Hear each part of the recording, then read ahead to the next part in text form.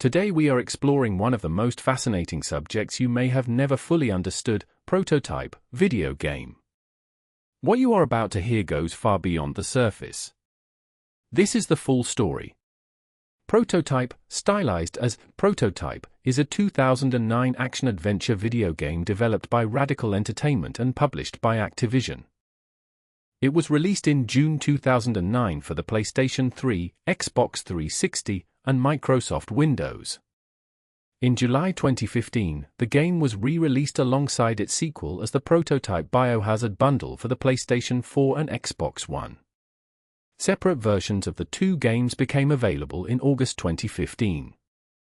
In Prototype, players control an amnesiac shapeshifter named Alex Mercer as he attempts to stop an outbreak of a virus called Blacklight in Manhattan, which mutates individuals into powerful, violent monsters. Alex also attempts to uncover his mysterious past while coming into conflict with both the US military and a black operations force called Blackwatch. Outside of the main story, players can freely explore the game's open world and engage in several different side activities. The game was well received by critics following its release, gaining praise for its originality, storytelling, and engaging gameplay, while being criticized for its control scheme and scenery. Several reviewers compared and contrasted it with Infamous, a game released about a month prior which had many elements similar to Prototype. It was also a commercial success, selling 2.1 million copies by March 2012. A tie-in comic book miniseries, which serves as a prequel to the events of the game, was published by DC Comics. A sequel, Prototype 2, was released in April 2012.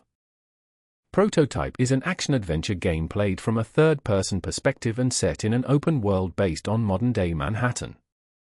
The game's setting remains mostly faithful to the real city and includes all of its famous landmarks, including the Empire State Building, the Chrysler Building, 40, Wall Street, 28, Liberty Street, the Condé Nast Building, the MetLife Building, One New York Plaza, and the New York Life Building, among others.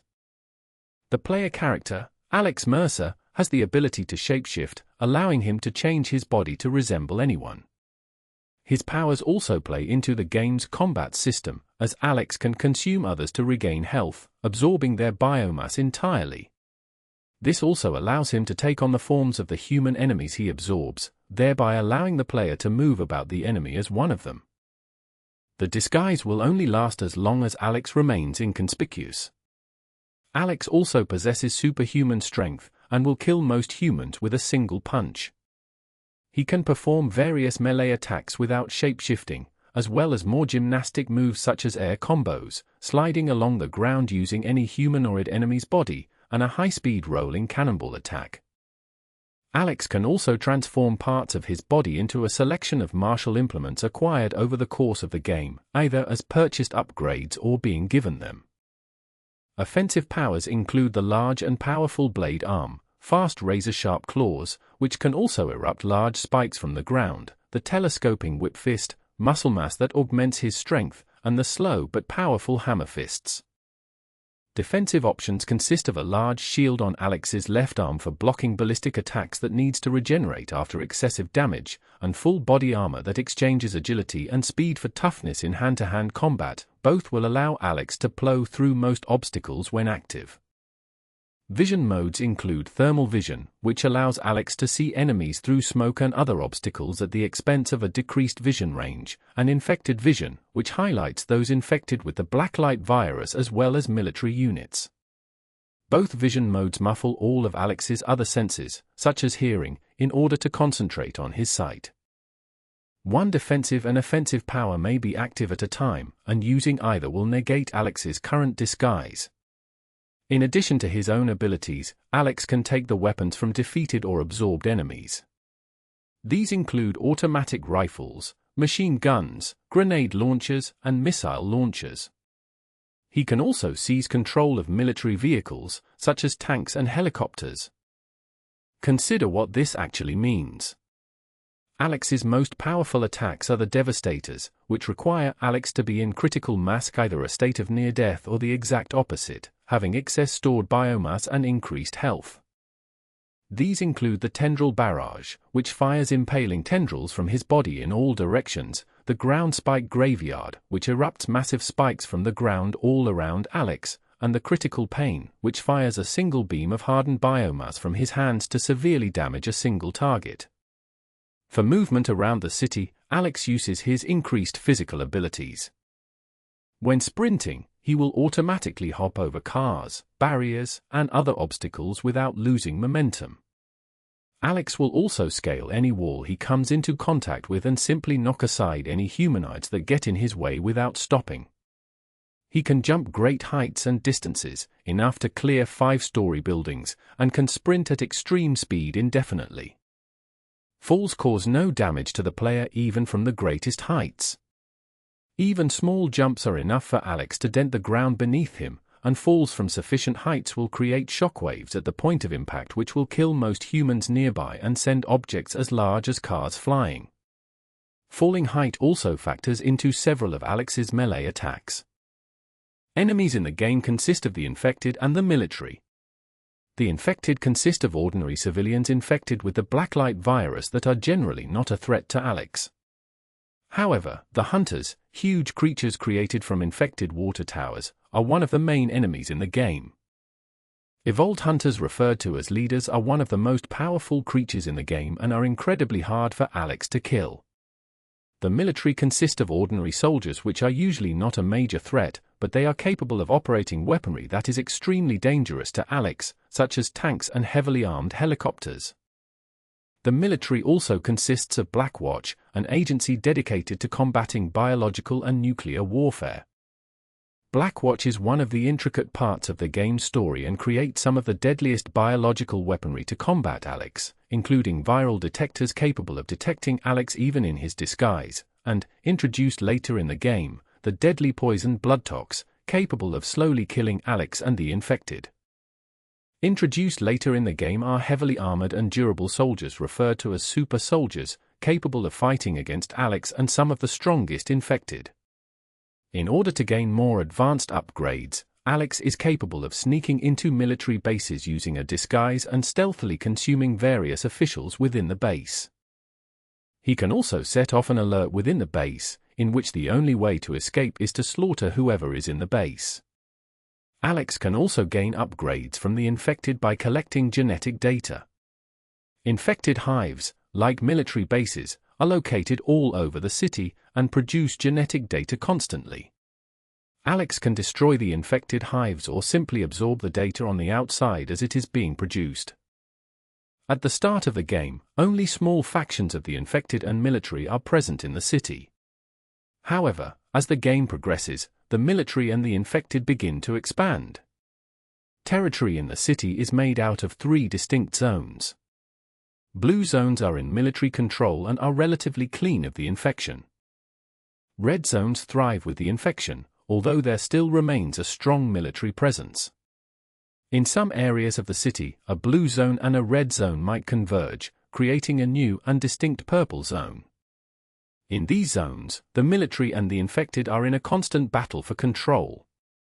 How the player decides to act in these zones determine which faction seizes the territory. Alex Mercer awakens with no memory of who he is in a morgue belonging to Gentech, a genetic engineering company in Manhattan, where he escapes and witnesses scientists being killed by military operatives.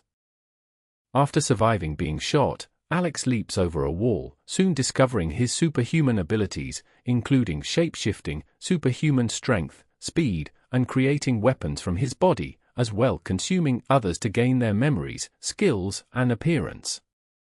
Amnesiac, Alex seeks to find and consume those related to the conspiracy to uncover his past.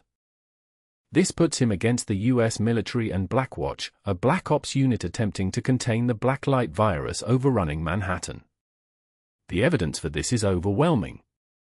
Alex finds his sister, Dana, who assists him in tracking down targets, leading him to Gentech headquarters. There Alex encounters a young woman called Elizabeth Green contained in the building, and a host for Blacklight.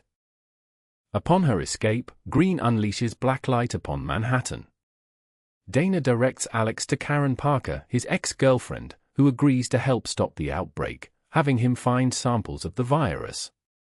However, Karen later leads Alex into a trap, where he is confronted by Blacklight Commander Robert Cross. Alex nearly kills him when Cross mentions a Penn Station, triggering a flashback that leaves Alex dazed, before being injected with a parasite that threatens to kill him. Seeking help, Alex finds Dr. Brad Ely Ragland, a Gentech-connected pathologist who removes the parasite, turning it into a weapon against Green. However, when Alex tries using it on her, Green's body rejects the parasite, which transforms into a monstrous being, the Supreme Hunter. After seemingly killing the Supreme Hunter, Alex finds and kills Karen out of revenge. Reaching a contact, Alex discovers the origins of Blacklight and Green are revealed. In 1969, the government tested the virus predecessor in Hope, Idaho, to target predetermined races. The town became infected, to no ill effect before Green's infection. An anomaly in her biology accepted the virus, rewriting her genetic code, allowing her to control the infected. Hope's entire population was liquidated by Blackwatch, with only Green and her son, codenamed Pariah, surviving. Both were kept in captivity for further research. With samples taken from Green's blood, Gentech's team led by Alex synthesized the current Blacklight strain. Through this, Alex's past is finally discovered. Blackwatch shut down the Gentech due to leaks, having all project personnel eliminated. Alex escaped and stole a sample of Blacklight as insurance. When cornered by Blackwatch in Penn Station, Alex spitefully shattered the vial, releasing Blacklight before being gunned down.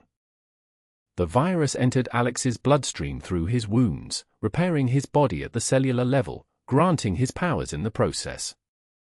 The Contact and Alex pump a new blood-tox biological agent underground, driving the virus above ground to be fought directly. Green awakens encased in a towering monstrosity. Separating the two, Alex consumes Green and learns that General Randall, head of Blackwatch, is prepared to destroy Manhattan with a nuclear weapon. Alex, with the help of the Contact, revealed to be Cross, infiltrates the USS Ronald Reagan, where Alex consumes Randall. Cross turns on Alex, and is revealed to be the surviving Supreme Hunter, which consumed the real Cross and assumed his identity. The Supreme Hunter intends to consume Alex, becoming strong enough to survive the nuclear detonation and start anew. Alex defeats the Supreme Hunter, taking the weapon to the Atlantic Ocean using a helicopter, where it detonates. Seemingly destroyed, Alex's remains float back to the city and regenerate after consuming a crow. During the credits, the military are credited for stopping the infection, with the government considering the incident a case of nuclear and biological terrorism. A surviving Alex returns to the city until his work is over. Alex reflects on the truth of his past self, claiming that he has become something less human, but also more. The implications of this are extraordinary.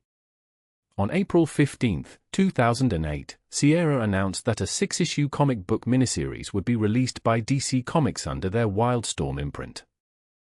The comic book miniseries functions as a prequel to the game, revealing more details about the Blacklight outbreak and characters such as Elizabeth Green. The game received generally favorable reviews on all platforms according to the review aggregation website Metacritic. Prototype was released on Steam as well as in retail stores and topped the Steam sales on the week of its release. The Xbox 360 version of Prototype was the top-selling game of June 2009 in North America, with over 419,900 units sold. This made the game a platinum hit. As of March 2012, the game had sold 2.1 million copies worldwide. GameSpot praised the game for its intriguing storyline and protagonist and massive arsenal of moves and abilities, but criticized it for its occasionally fiddly controls and dull scenery. The Escapist said the Xbox 360 version was a perfect summer fling, praising the combat and movement systems as well as the unique mechanic of the web of intrigue. The AV Club gave the same console version an A ranking, calling the movement styles exhilarating and saying it was a mature, science fiction superhero fantasy that somehow makes players feel simultaneously powerful and vulnerable. For 11 Mania gave it a score of 8 out of 10 and called it an entirely different type of sandbox game that will attract and please most gamers. The Daily Telegraph gave it a similar score of 8 out of 10 and said it offers an action-filled experience that few games can match, and the array of attacks on offer is almost unparalleled in both its variety and its easy accessibility.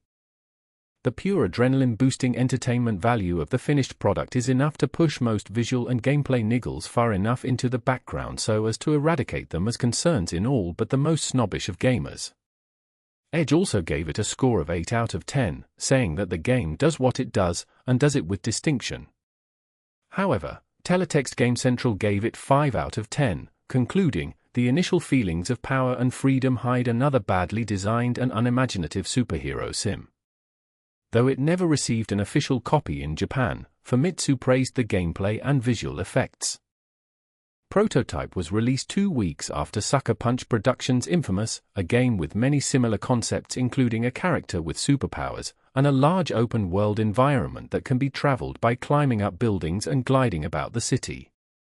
This led many game critics to compare and contrast the games. In his zero-punctuation review of Prototype, Ben Yahtzee Crawshaw compared the two games point for point, and determined that he could not tell which was the better game. Prototype won on open-world gameplay and combat, while Infamous won on story and side missions. To decide which one was better, he jokingly stated that he'd award the best game to the team which created the best picture of the other main character wearing her woman's bra.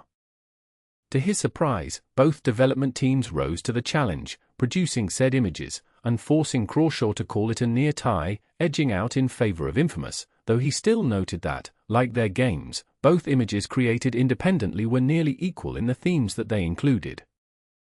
A review on GameSpot.com says, "Mercer is an incredibly fun character to play as in a game that also counts an intriguing story, varied missions, and some memorable boss battles among its features." During the 13th Annual Interactive Achievement Awards, the Academy of Interactive Arts and Sciences nominated Prototype for Action Game of the Year. A sequel, titled Prototype 2, was released in April 2012 for the PlayStation 3 and Xbox 360, and in July 2012 for Windows. The game follows a new protagonist, former U.S. Marine Sergeant James Heller, as he pursues vengeance on Alex Mercer, who serves as the main antagonist. That is the story of Prototype, video game. If you found this fascinating, there is far more to discover. The world is full of subjects this deep and this extraordinary. Stay curious.